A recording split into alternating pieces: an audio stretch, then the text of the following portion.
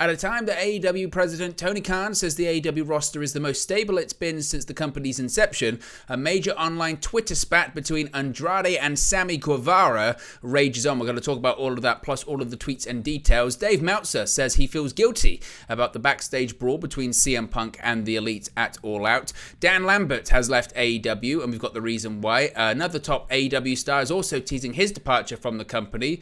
Paul White, is he going to be featured more on AEW television? Tony Khan and Nick Khan have been confused for one another, and Tony Khan has reacted to that. Plus, an AEW streaming deal, is that on the way in the future? And Soho undergoes surgery.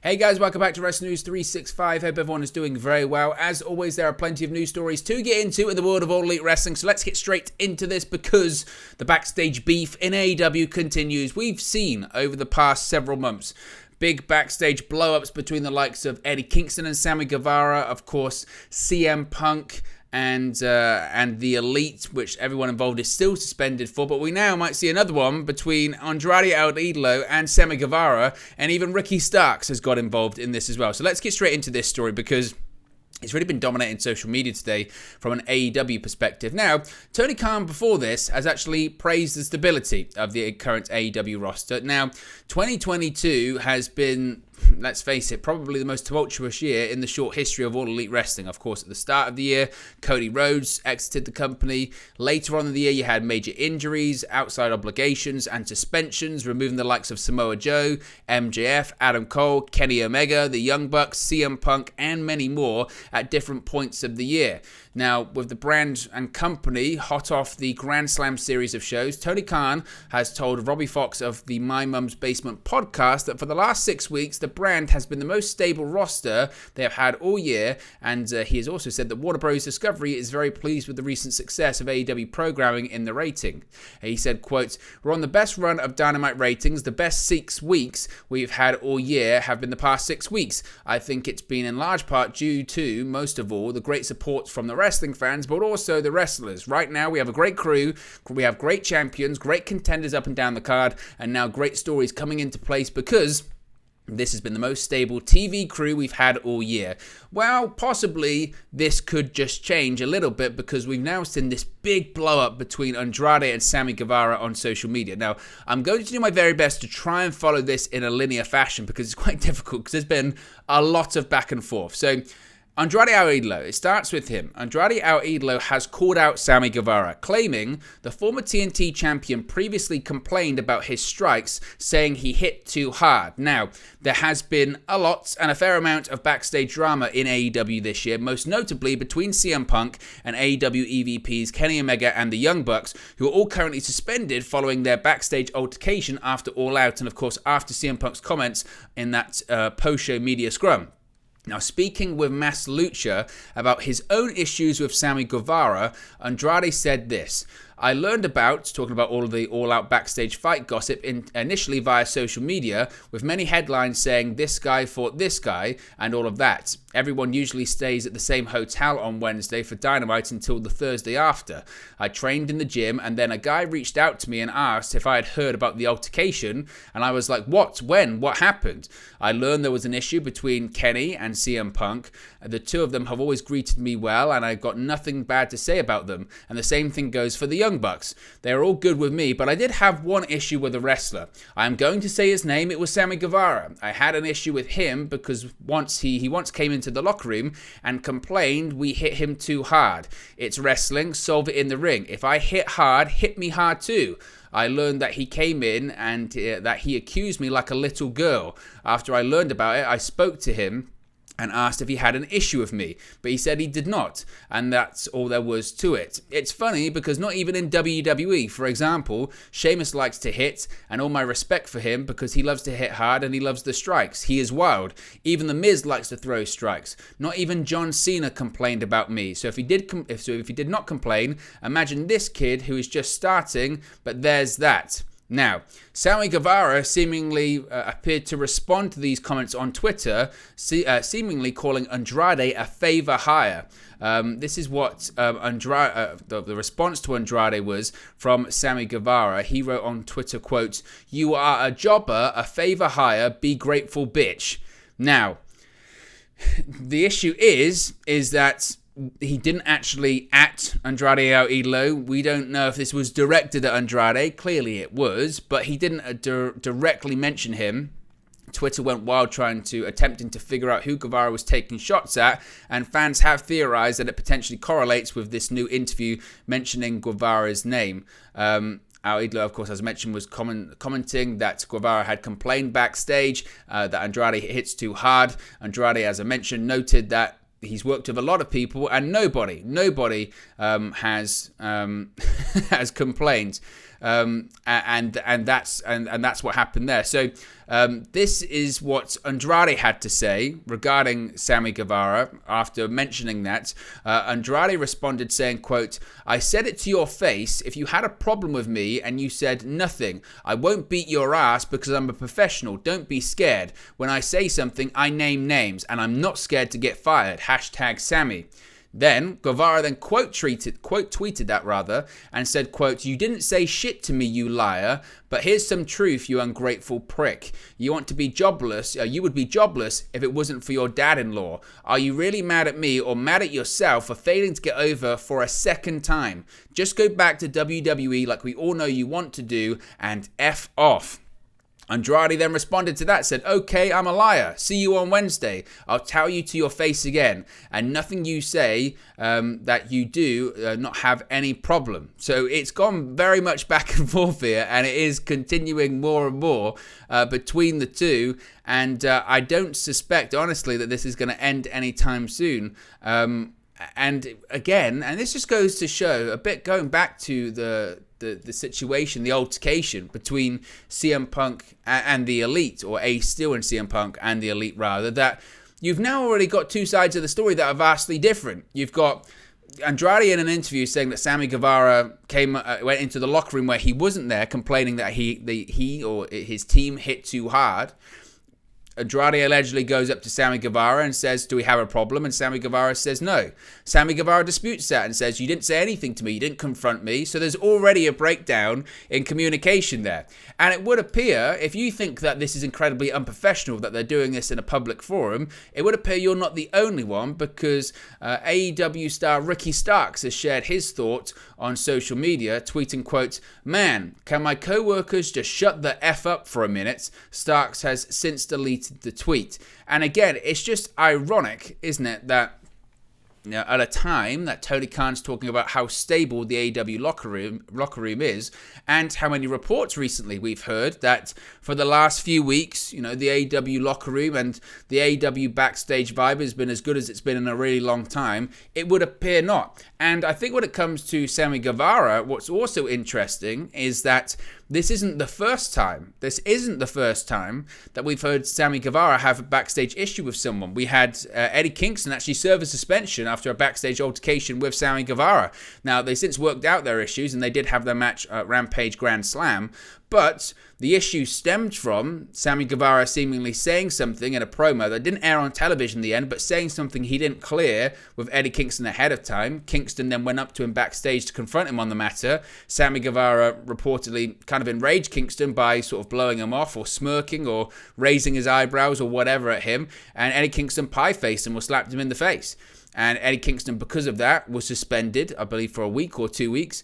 I don't know what's going to happen this coming Wednesday backstage at Dynamite, because seemingly Andrade is saying, "I'll see you Wednesday and we'll see what happens." Now, granted, I'm sure that I'll get a few comments from this at the very least saying, "It's a work, Owen, it's a work. You don't understand what a work is. They're going to work a program." Who's the babyface here? Because they're both coming across incredibly unlikable.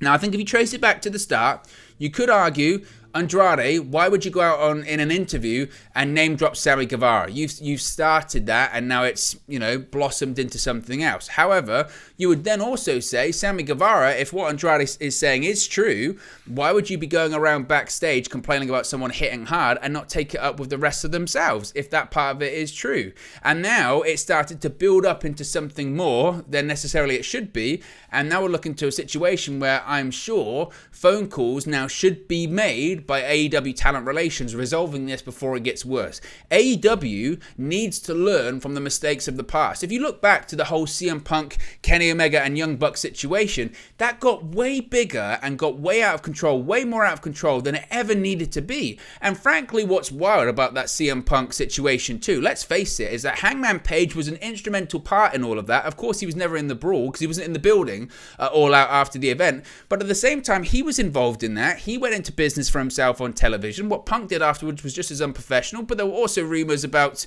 about Colt Cabana and situations, as I mentioned, with Hangman bringing that up in a promo, etc. And whilst the Bucks and Kenny Omega and CM Punk are suspended right now, Hangman Page is on television getting shots at World Championships.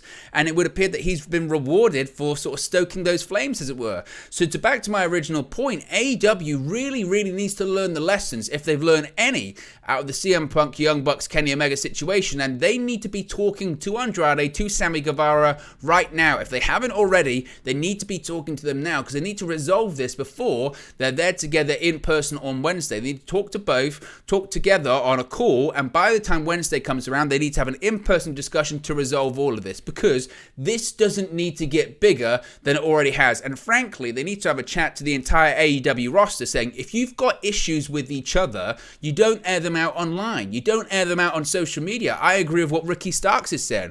Can they just shut the F up for a second? Because it's unprofessional and it makes AEW look so bad. And AEW has had so many black eyes recently. I mean, you've only got two, and they've had more than two black eyes in the last few months, especially with all of the all-out stuff with CM Punk and Kenny Omega and the Young Bucks. That's a massive black eye for the company. And whilst at the moment there's this perception that the inmates are running the asylum and it's chaos within AEW and the talent hate each other and the talent are unhappy, watching this happen in such a public forum, in the same way that CM Punk complained about, the Bucks, the EVPs, AEW, Hangman Page, Colt Cabana in such a public forum after All Out, this isn't exactly the same, but again, it's just people that maybe don't like AEW, or even people that do like AEW, watch it and look at this on social media and they just go, what is going on? What is going on with All Elite Wrestling? It's just a mess. It's unprofessional. And they need to sort it. They need to learn from it. They need to either discipline both parties here. They need to resolve it before it gets worse, but they also need to talk to the AEW roster and say, this kind of behavior just isn't acceptable. It doesn't do anything. It does nothing for All Elite Wrestling. And you could argue maybe it's just Andrade. He's on his way out of the company in case he loses Friday night on Rampage to Preston Barnes, which I don't think he will. And maybe it's Andrade trying to get fired because he wants to leave. I don't know. But either way, everyone involved doesn't win here, and AEW needs to resolve it. And we'll see what happens when it comes to it. But certainly, again, it was just one of those situations. Myself personally, looking on today, I shook my head when I was looking at it on social media, because it's embarrassing for everyone involved. Speaking of that fight between CM Punk and the Elite, Dave Meltzer has spoken about it and actually has said he has regrets when it comes to the build-up in that. Now, in an interview with Nick Houseman of Wrestling Inc., shout out Nick, Dave has spoken of his regret in relation to the AEW All-Out post-show fight between CM Punk and members of the Elite. Now, Punk had various grievances during the post-All-Out press conference while sat next to AEW President Tony Khan, words which led to a confrontation backstage, also involving Kenny Omega and the Young Bucks. Now, in a Sports Illustrated interview before All Out, CM Punk implied that members of the AEW locker room were actually feeding false stories to the Wrestling Observer newsletter's Dave Meltzer. Punk was thought to be referring to the rumors that he was responsible for Colt Cabana being removed from AEW TV due to a years-long fallout between the two. Meltzer, in the interview, explained, quote, "I know Punk well enough that I probably should have, as soon as I saw that quote, go, dude, it didn't happen. I can just tell you it didn't happen. Nothing close to that happened, but I didn't. And I'm not saying that I would have stopped any of this, because it probably still would have happened, but I sort of do feel guilty about that aspect of it." Now, speaking on the press conference itself, Meltzer described the experience of witnessing Punk's rant unfold in person. Quote, "At first, I just thought Punk was venting, and that's definitely all I thought. Oh, he's venting, that's fine, whatever. When he said Adam Page had never done anything in the business, it was like, I don't know where this is going, because he just really insulted the entire company at that point." As I mentioned, Punk, Omega, and the Bucks have been suspended indefinitely since the incident. The Elite were stripped of the AEW World Trios Championships. They captured that very night, while Punk was stripped of the AEW World Championship he had just won for a second time.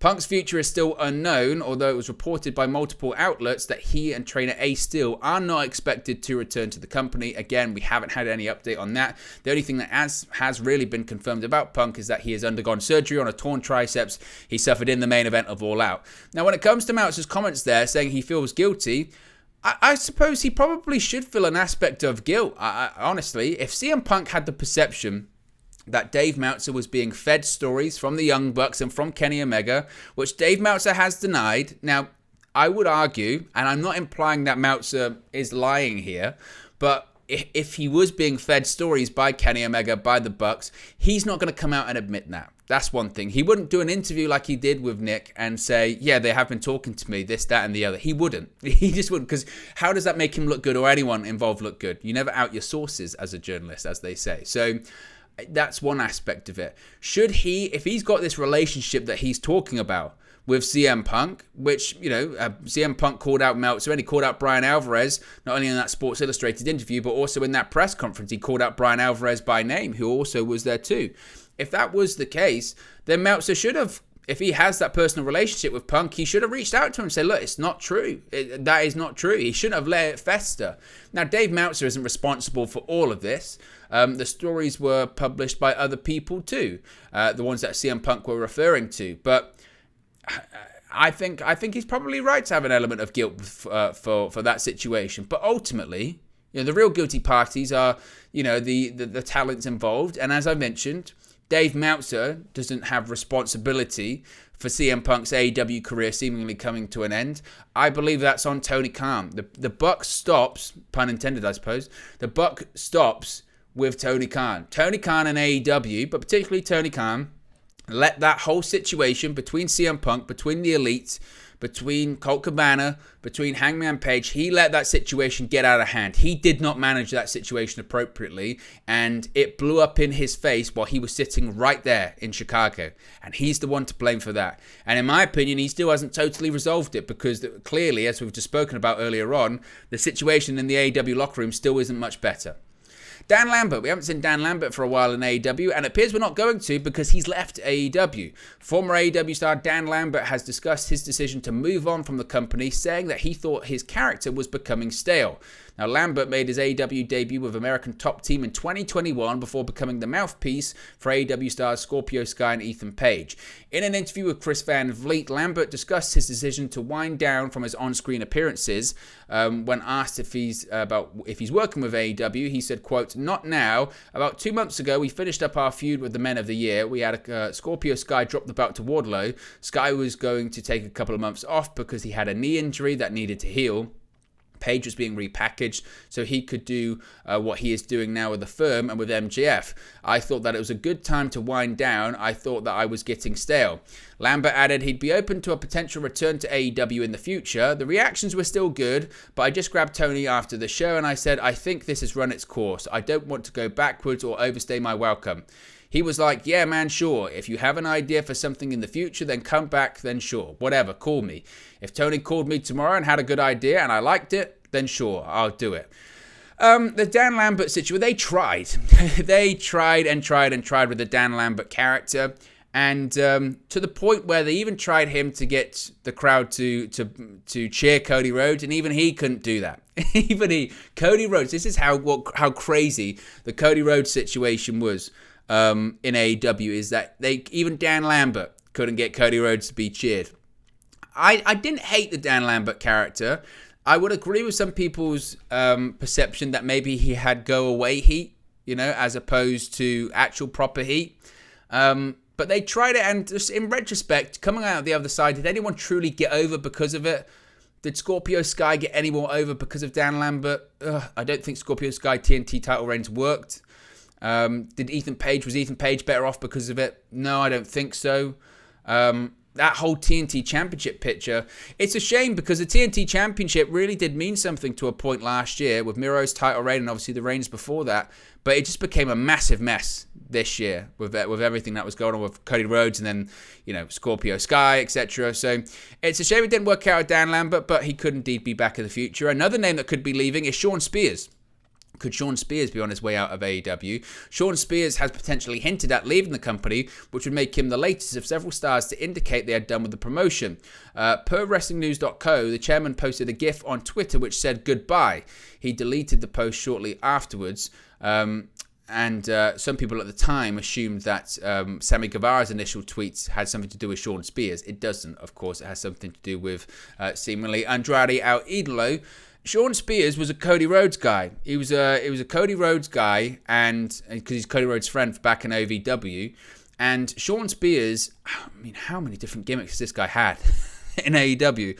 He had the chairman. He won a feud with Cody Rhodes. He was the first person to turn on Rhodes. Wasn't the last in AEW. He had the black glove gimmick when he got the loaded glove like Ted DiBiase had back in the 80s. What other gimmicks he's had? He's been part of the Pinnacle. I think he's been part of the Factory at some point. He just had a million different gimmicks, and I think he's still involved with the Nightmare Family, I think, in terms of the training school or whatever, and he's got his own training school, I think, with Tyler Breeze. Do I expect him to be back in WWE? Honestly, not. I don't know what he's going to do. They have tried a million times, in my opinion, to get this guy over, and they can't. It's not to say that he's not a good worker, because he's a decent worker. He was involved in the feud with MJF and Wardlow as well. And he's fine at what he does. But in terms of him being a big, major sort of star, I just don't think it's ever worked for Shawn Spears, honestly. Let's talk about Tony Khan and Nick Khan. Tony Khan was confused for Nick Khan in a very humorous exchange on social media. There are pros and cons to both AEW and WWE, with Tony Khan being the owner and president of All Elite Wrestling, while Nick Khan is the new co-CEO of WWE. Now, the two sharing a surname has led to several jokes being made about the two, as well as Tony Khan even saying there's only room for one Khan in wrestling in a promo on WWE last year. Now, when Barstool Sports asked Twitter for any questions they had for Tony, Dave Portnoy responded, asking him about a story of him getting Barstool Van Talk cancelled. He said, quote, "When he got Barstool Van Talk cancelled, why did he then invite me to sit next to him at a fight at MSG as his guest and pretend I didn't know he was responsible? Did he think I was stupid, or that I'd just forget, or is he just that two-faced?" Now, it was quickly pointed out to Portnoy that he got his Khans mixed up, as it was actually Nick Khan who got Barstool Van Talk cancelled, not Tony. To which Tony Khan responded, quote, "Two more different people we could not be. Here's to not being two-faced, and here's to a big week of AEW, the Dynamite 3-year anniversary on Wednesday, TBS, our first extra-large 2-hour 15 episode ever, Friday, the first ever live 2-hour AEW Rampage Battle of the Bouts on TNT." Now, it wouldn't be a Tony Khan tweet without getting that AEW plug in there. He does it all the time. Remember when he did it with Big Swole, when he criticised her, but also tune in for AEW this week. It's ridiculous. Speaking of Tony Khan, he wants Paul White on TV more. He wants to feature the former WWE champion more. He's praised Paul White, noting he has plans to feature White more prominently on AEW TV when he's healthy. Of course, the former Big Show joined AEW in February of last year before becoming an announcer for AEW Dark Elevation following the show's launch that March. White has wrestled a handful of times for AEW, most recently on the April 4 edition of Dark Elevation. Speaking with Robbie Fox on My Mum's Basement, Tony Khan noted that he wants to feature White on more shows when he's healed up, noting the Giant has been injured for a lot of his AEW tenure. He said, quote, "Paul, seeing him up and around has been great. Paul White is such an awesome presence in pro wrestling, and when he's healthy and when he can be on shows again, I want to feature Paul. Unfortunately, a lot of his time in AEW has been hurt. He's great on commentary, when he's been able to travel. I think that's something. He has a great future, quite frankly. I think he's worked really, really hard at it and deserves opportunities there. So I have a lot of great things to say about Paul White. To be honest with you, I think Paul White does a great job on commentary. I think his commentary is actually really, really good. If you haven't heard it, go watch it on episodes of Dark Elevation. He does a really good job. He's got a really good voice for it and a different personality, and it's a lot of fun. He does play-by-play, and he does a really good job with play-by-play. As far as him wrestling, I don't think Paul White should ever wrestle again. Honestly, the last few times I've seen Paul White wrestle, or frankly walk, it's been painful. I think he's had another hip replacement. Clearly, I think he needs a double knee replacement, and I'm no doctor, but you watch him walk, his knees go in like that. They literally bend in, and it looks painful. It looks like his knees are going to collapse in him at any point. And look, he's a giant. He is a medical anomaly, and being his size and how heavy points he's been throughout his life has done huge damage on him. Huge damage on him physically. And even if he gets healthy, I think he should be done at this point. I have no desire to see Paul White wrestle again. I know they're thinking about Captain Insano and all that kind of stuff, but I just want Paul White to be healthy and then do his job on commentary, because he's given more than enough to the wrestling business, in my opinion. And in the last few times, particularly seeing him wrestle, have been particularly tough. Tony Khan has also talked about building the AEW library for potential streaming deal. In that same interview, he spoke about, quote, "I'm going to continue to work to make sure the great library we're building is available to the fans in the best possible way. Just getting it available would be a really good start. It would be very easy just to slap them all up there." He's also spoke about, they've got other stuff that people haven't seen. Of course, they did that show, The House Always Wins, in 2021. That obviously wasn't televised or anything like that. As far as a streaming deal, I think that's really far away from AEW at this point. Actually, streaming isn't dying, but some streaming services are. We saw a trend, basically, where everyone and their mother had a streaming service, whether it's Netflix, Disney Plus, Amazon Prime, Hulu, HBO Max, etc. But now, because some of them suddenly aren't profitable because there's too many, we're starting to see a few die out. So it'll be interesting to know where AEW would live. I don't know if HBO Max is even going to be a thing. Have Warner Bros. Discovery cancelled that? There were rumors about it. So I don't know what's going to happen with that when it comes to a streaming deal with AEW. So we'll have to see what happens with that in the future. Finally, Ruby Soho, you can see it on the picture right there, has revealed she has finally undergone surgery for a broken nose. Ruby Soho has teased her return to television after becoming injured during the pre-show of All Out on September 4. She suffered a broken nose during a match in which she teamed with Ortiz against Sammy Guevara and Tay Melo. She appeared to sustain the injury after receiving Melo's signature Tay KO kick, and she actually landed on her neck earlier in the match as well. But she's posted a picture on social media revealing she has finally undergone surgery, saying, quote, "Finally, after a month since breaking my nose All Out, the countdown begins until I can breathe again. Can't you see my excitement?" So there you go. Here's hoping Ruby Soho can recover quickly and she can be back in the ring as soon as possible. But there you go, guys. That's the latest AEW news for you. Be sure to smash a like on the like button. Be sure to subscribe, bottom right-hand corner, and I'll speak to you again very, very soon. Hey guys, thank you for watching, listening, streaming, or however you come across this video today. Be sure to click on the video on the right there to watch our next video, or click the bottom there to subscribe, or the bottom right hand corner. Thank you very much, and I'll speak to you again very soon.